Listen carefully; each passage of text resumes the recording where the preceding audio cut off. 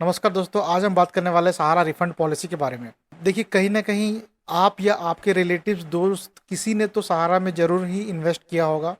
आपने नहीं किया होगा, हो सकता है आपके किसी रिलेटिव्स ने और किसी फ्रेंड्स ने किया होगा। आप ज़रूर इस वीडियो को उनके साथ शेयर करें ताकि उनको हेल्प हो सके।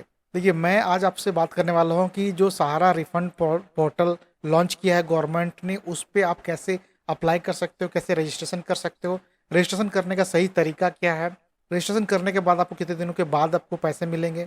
अगर सही तरीके से आप रजिस्ट्रेशन नहीं करते हो तो डेफिनेटली आपको पैसे नहीं मिलेंगे। आपका जो रजिस्ट्रेशन है वो कैंसिल हो सकता है। कैंसिल होने के केस में आपको पैसे नहीं मिलेंगे। तो अगर आप जानना चाहते हो कि सही तरीका क्या है तो आप इस वीडियो में बने रहे। मैं आपको लाइव करके दिखाऊंगा कैसे रजिस्ट्रेशन होता है। यह सारा तमाम जानकारी मैं आपको दूंगा। कुछ इंपॉर्टेंट सवाल आपके दिमाग में होंगे, डेफिनेटली मैं उनका जवाब दूंगा। जो सबसे इम्पोर्टेंट सवाल सबके मन में आता है सहारा से रिलेटेड, वो ये है कि जो सीआरपीसी सहारा रिफंड पोर्टल के माध्यम से वो कौन कौन से लोग होंगे जिनको पैसे मिलेंगे। दूसरा जो सबसे इम्पोर्टेंट सवाल है कि जब कभी भी आप इस पर रजिस्ट्रेशन करते हो और रजिस्ट्रेशन कंप्लीट होने के बाद, वेरिफिकेशन के बाद आपको कितने पैसे मिलेंगे।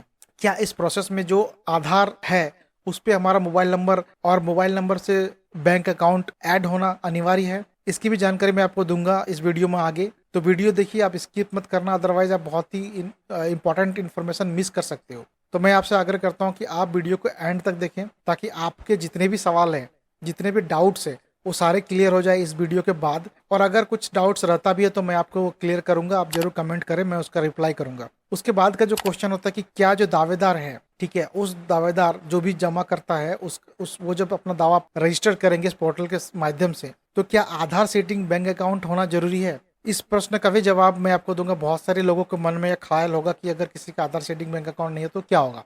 इस सवाल का जवाब मैं दूंगा वीडियो में आगे। उसके बाद क्या जो दावा कर रहा है वो व्यक्ति, ठीक है, उसके साथ क्या क्या जानकारियां उनको देनी पड़ेंगी इस वेबसाइट में रजिस्ट्रेशन के दौरान, उसकी भी जानकारी मैं आपको दूंगा इस वीडियो में। मैं रजिस्ट्रेशन करूंगा उस वक्त आपको बताऊंगा कैसे क्या और क्या क्या इन्फॉर्मेशन आपको देना है। बहुत से लोगों का ऐसा सवाल है कि क्या पैन कार्ड अनिवार्य है इस रजिस्ट्रेशन के दौरान, इसका भी मैं आपको सही जवाब दूंगा। अगर किसी के पास पैन कार्ड नहीं है तो वो क्या कर सकता है, ठीक है। आधार सीडिंग बैंक अकाउंट होता क्या है, इसके बारे में भी मैं आपको बताऊंगा इस वीडियो में आगे जाके। दावा प्रस्तुत करने के साथ साथ आपको कौन कौन सी जो डॉक्यूमेंट्स है इसमें अपलोड करना पड़ेगा वो भी बताऊंगा मैं रजिस्ट्रेशन के दौरान। और एक जो बहुत ही इंपॉर्टेंट क्वेश्चन है जिसको आपको माइंड में रखना है कि क्या जो सीआरसीएस सहारा रिफंड पॉलिसी गवर्नमेंट ने लॉन्च किया है, जो पोर्टल गवर्नमेंट ने लॉन्च किया है, इसके अलावा क्या कोई फिजिकल प्रोसेस है, क्या कोई फिजिकल प्लेस है वहां मैं जाके ये प्रोसेस कंप्लीट कर सकता हूँ। तो इन सारे तमाम जानकारियां मैं आपको दूंगा इस वीडियो में। वीडियो अगर पसंद आए तो वीडियो को लाइक करना, सब्सक्राइब करना और अपने दोस्तों और रिलेटिव्स के साथ शेयर करने। जिस किसी भी व्यक्ति के रिलेटिव्स, दोस्तों ने सहारा में इन्वेस्ट किया है उन सबको ये वीडियो शेयर करना ताकि उन सबको इस वीडियो से बेनिफिट हो सके, ठीक है। तो चलिए सबसे पहले सवाल के बारे में जानते हैं कि जो सीआरपीसी सहारा रिफंड पोर्टल गवर्नमेंट ने लॉन्च किया है उससे किन किन लोगों को पैसा मिलेगा। देखिए, सिंपल सा फंडा है कि अगर आप इन 4 सोसाइटी में बिलोंग करते हो, आई मीन आपने इन 4 सोसाइटी में से किसी एक भी सोसाइटी में इन्वेस्ट कर रखा है तो आपको पैसे मिलेंगे, ठीक है। वो कौन कौन सी 4 सोसाइटी है? पहला है हमारा India credit cooperative society limited Kolkata. दूसरा है Sahara credit cooperative society limited Lucknow. तीसरा है Sahara universe multipurpose society limited Bhopal. और चौथा है stars multipurpose cooperative society limited Hyderabad. अगर इन चारों में से आपका किसी सोसाइटी में पैसा इन्वेस्ट है तो आप क्लेम कर सकते हो उस पैसे को, ठीक है। अब आप सोच रहे होगे कि ये मुझे कैसे पता चलेगा कि मैं इन 4 सोसाइटी में अपना पैसा इन्वेस्ट किया हूँ कि नहीं। वो बिल्कुल ही सिंपल सा जवाब है कि आपके पास जो भी बॉन्ड पेपर होगा या फिर कि जो भी आपको खाता चल रहा होगा मंथली बेसिस पे, उस खाते में आपको यह इन्फॉर्मेशन मिल जाएगी सबसे पहले कि आपका जो भी डिपॉजिट हो रहा है वो किस कोऑपरेटिव सोसाइटी में हो रहा है, ठीक है। इसके बाद जो इंपॉर्टेंट सवाल हमारे पास आता है वो ये है कि अगर मैं इस पोर्टल में रजिस्ट्रेशन करता हूँ और हमारा जो भी रजिस्ट्रेशन का प्रोसेस है वो कंप्लीट होने के बाद जो हमारा वेरिफिकेशन है वो सक्सेस हो चुका है, तो हमें कितना पैसा मिलेगा और कब तक मिलेगा। तो देखिए, अभी जो फिलहाल जो डिस्कस हुई है, पहले इंस्टॉलमेंट में आपको 10,000 रुपए मिलेंगे प्रत्येक दावा का मतलब है सपोज आपने एक बॉन्ड लिया है, वो चाहे 1 लाख का हो, 50,000 का हो, 20,000 का, कुछ भी हो, उस बॉन्ड के अगेंस्ट में आपको सिर्फ 10,000 ही मिलेगा पहला किस्त। अगर आपने कोई रेकरिंग अकाउंट खोल रखा है पर मंथ के हिसाब से और उसमें आपने अगर इन्वेस्ट कर रखा है 10,000 से ऊपर तो आपको उसमें 10,000 मिलेंगे, ठीक है। यहाँ पे बात हो रही है इन्वेस्टमेंट की, न कि मैच्योरिटी के अमाउंट पर आपको कितना मिलेगा। मैच्योरिटी की बात नहीं कर रहे हैं, हम अभी इन्वेस्टमेंट की बात करें कि आपने कितना इन्वेस्टमेंट किया है। तो अगर आपने 4 इन्वेस्टमेंट किया होगा तो आपको 4 गुना 10 = 40,000 मिलेगा। कितने दिनों में मिलेगा? अगर आपका वेरिफिकेशन कंप्लीट हो गया है विद इन 45 डेज में आपको पैसे मिल जाएंगे। बहुत से लोगों को मिले हैं, बहुत से लोगों को अभी तक मिले नहीं है। मिलने का नहीं मिलने का रीजन है या तो इधर उसका जो वेरिफिकेशन कंप्लीट नहीं हुआ होगा या फिर कि उसका वेरिफिकेशन रिजेक्ट हो गया होगा। ठीक है, अगले सवाल की तरफ हम जाते हैं। ठीक है, कि अगर आपने 4 दावा किया है तो 10,000 के हिसाब से 40,000 मिलेगा। जी हाँ बिल्कुल। फॉर्म भरना चाहते हैं, जमाकर्ता के पास आधार सेटिंग बैंक अकाउंट होना अनिवार्य है फॉर्म भरने के टाइम या नहीं? यह एक बहुत ही इंपॉर्टेंट सवाल है। मैं आपको बताना चाहूंगा कि जी हाँ बिल्कुल, अगर आपके आधार के साथ कोई भी बैंक अकाउंट ऐड नहीं है तो आप इस फॉर्म को आगे भर नहीं सकते, क्योंकि कहीं पे भी ये ऑप्शन नहीं आता कि आप अपना बैंक अकाउंट नंबर हमें बताइए। तो यह बहुत ही अनिवार्य हो जाता है कि जब आप इस फॉर्म को भरे तो आपका बैंक अकाउंट के साथ एक बैंक अकाउंट, आपके आधार के साथ एक बैंक अकाउंट ऐड होना बहुत ही जरूरी है। अगर ऐसा नहीं है तो पहले आप अपना बैंक अकाउंट को अपने आधार के साथ लिंक करें, उसके बाद इस फॉर्म को भरे। और नहीं तो आप एक पोस्ट ऑफिस में एक अकाउंट खुला सकते हैं। जैसे ही आप पोस्ट ऑफिस में अकाउंट खुलाओगे डायरेक्टली बैंक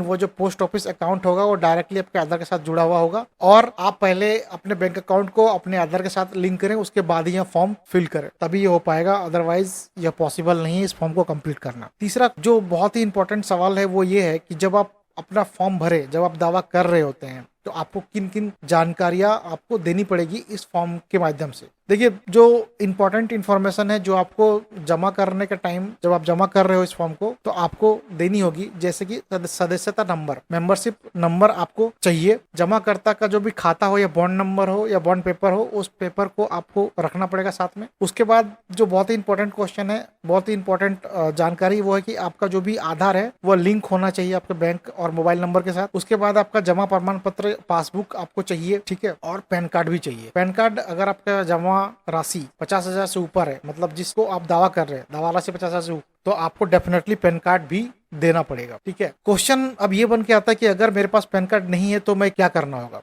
देखिए, अगर आपके पास पैन कार्ड नहीं है तो आप 50,000 से ऊपर का दावा नहीं कर सकते हैं, डिजिटली क्लेम नहीं कर सकते हैं डिपॉजिट। अगर आपका 50,000 से ऊपर है तो आप नहीं क्लेम कर सकते। अगर 50,000 से नीचे है तो आप बिल्कुल इस फॉर्म को भर सकते हैं, कोई प्रॉब्लम नहीं होगी। बट 50,000 से ऊपर है तो आपको डेफिनेटली पैन कार्ड की जरूरत पड़ेगी। इसके बाद जो बहुत ही इंपॉर्टेंट क्वेश्चन आता है वह क्या आधार सीडिंग बैंक अकाउंट होना जरूरी है, और ये आधार सीडिंग बैंक अकाउंट होता क्या है। देखिए, आधार सीडिंग बैंक अकाउंट एक ऐसा खाता है जिस पर आपका जो भी आधार है वह लिंक हो। ठीक है, तो यह बहुत ही इंपॉर्टेंट है। अगर आपको इसके बारे में बहुत अधिक जानकारी चाहिए तो आप कमेंट बॉक्स में बताना, मैं आपके लिए एक डिफरेंट वीडियो बनाऊंगा इस पर। ठीक है, इसके बाद जो नेक्स्ट क्वेश्चन आता है वो ये है कि दावा प्रस्तुत करने के लिए हमें कौन कौन से दस्तावेज ऐड करने पड़ेंगे, अपलोड करने पड़ेंगे। तो जमा करने के टाइम आपको कुछ इन्फॉर्मेशन और कुछ डॉक्यूमेंट्स अपलोड करने पड़ेंगे। उस डॉक्यूमेंट के बारे में मैं आपको बताऊंगा। सबसे जो जरूरी है वो जमा प्रमाण पत्र है। ठीक है, जो बॉन्ड आपने लिया होगा, किसी भी कोऑपरेटिव सोसाइटी में आपने जमा किया होगा, उसके एवज में आपको एक बॉन्ड मिला होगा, उस बॉन्ड को अपलोड करना बहुत जरूरी है। और अगर आपका रेकरिंग चल रहा होगा तो आपका पासबुक होगा, उस पासबुक की कॉपी आपको अपलोड करनी पड़ेगी। दावा अनुरोध प्रपत्र एक आपको डाउनलोड करने को मिलेगा, जिसपे आपको फोटो और उसको चिपका के साइन करके उसको अपलोड करना जरूरी है। इसके साथ साथ आपको पैन कार्ड भी अपलोड करना जरूरी है अगर आपका दावा राशि 50,000 से ऊपर है। ठीक है, यह सब मैं आपको करते हुए बताऊंगा जब मैं फॉर्म फिलअप करूंगा ऑनलाइन। इसके अलावा एक बहुत ही महत्वपूर्ण क्वेश्चन ये भी आता है कि क्या CRCS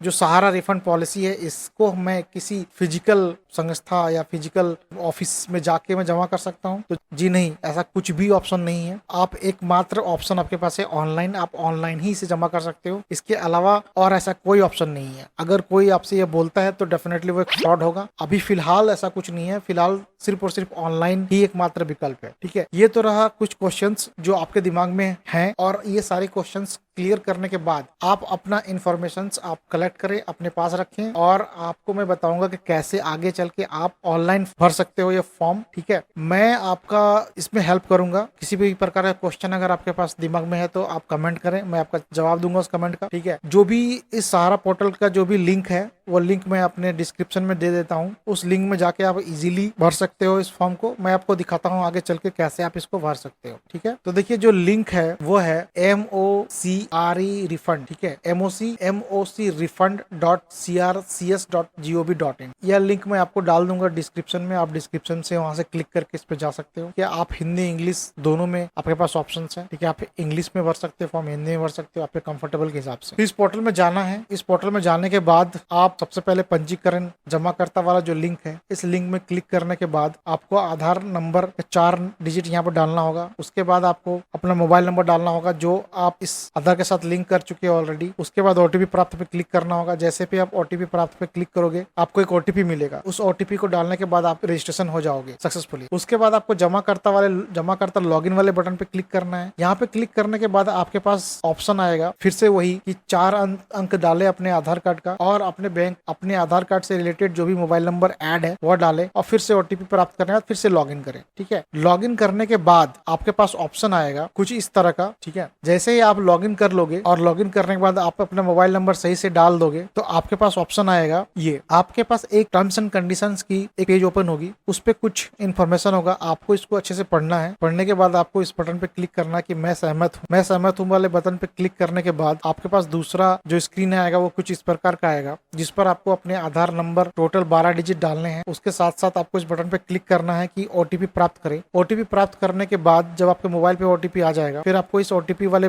बॉक्स पे वहां पर डालना है और ओटीपी को वेरीफाई करना है। वेरीफाई करने के बाद आप नेक्स्ट स्टेप पे जा सकते हैं। नेक्स्ट स्टेप क्या होगा इसका, ओटीपी जैसे ही आप वेरीफाई कर लोगे उसके बाद उस ओटीपी वेरीफाई करने के बाद जो भी आपके आधार नंबर से रिलेटेड जो भी इन्फॉर्मेशन है वो आपके पास कुछ इस तरह का दिखने लगेगा कि आपका पहला नंबर क्या है, पहला नाम क्या है, आपका मध्यम नेम क्या है, आपका सरनेम क्या है, आपकी जन्म तिथि क्या है, आपका पिता पति का नाम क्या है, जो भी आधार कार्ड में दिया होगा वो सारा इन्फॉर्मेशन आपको मिल जाएगा यहाँ पे। इसको वेरीफाई करने के बाद आपके पास एक ऑप्शन होगा जहाँ पे आपसे वो ईमेल आईडी मांगा जाएगा, ठीक है। आपको ईमेल आईडी डालना बहुत ही अनिवार्य है क्योंकि जो भी इंफॉर्मेशन, जो भी मैसेजेस, जो भी कम्युनिकेशन आपको इस पोर्टल के थ्रू होगा, गवर्नमेंट के थ्रू होगा, वो आपकी ईमेल आईडी और आपके मोबाइल नंबर पे ही होगा। तो मैं आपको रिकमेंड करता हूँ कि आप जरूर से जरूर ईमेल आईडी अपना डालें। ईमेल आईडी डालने के बाद आप इस बटन पे क्लिक करोगे, अगला, या इंग्लिश में होगा तो नेक्स्ट बटन पे क्लिक करोगे। नेक्स्ट बटन पे क्लिक करने के बाद आपके पास कुछ इस प्रकार की इन्फॉर्मेशन मिलेगी कि सबसे पहले आपको अपने सोसाइटी सेलेक्ट करनी होगी। जैसा कि मैंने आपको पहले ही बताया, सोसाइटी आपके बॉन्ड पेपर या आपके खाता पर लिखा होगा कि आप कौन सी सोसाइटी पे पैसे लगाए हैं आपने। आप वो सोसाइटी इन्फॉर्मेशन जैसे ही सेलेक्ट करोगे उसके बाद आपको सदस्यता संख्या,